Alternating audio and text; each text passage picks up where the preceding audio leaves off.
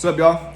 Making a turkey grilled cheese today. I want to show you guys how I do it. Take a little bit of mayonnaise, throw some California Love seasoning in here. Just give that a little mix. We mix a little bit of this spice in with the mayonnaise. It gives it a nice kind of red color and big flavor. Then I'm just gonna put mayonnaise side face down, throw some cheese on it. This is just the Tillamook cheddar, keeping it easy today. So our California Love spice blend is basically like an all-purpose chili powder with garlic, onion, cumin, coriander. It's like a lot of the flavors that I grew up eating in California.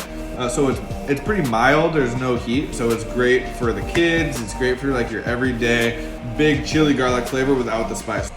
Turkey, see that caramelization from the mayonnaise. My favorite, all these little crispy cheese bits, so good.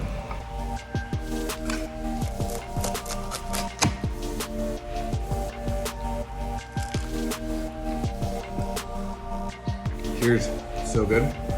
We got the acidity from the sourdough, all the textures, rich, love it.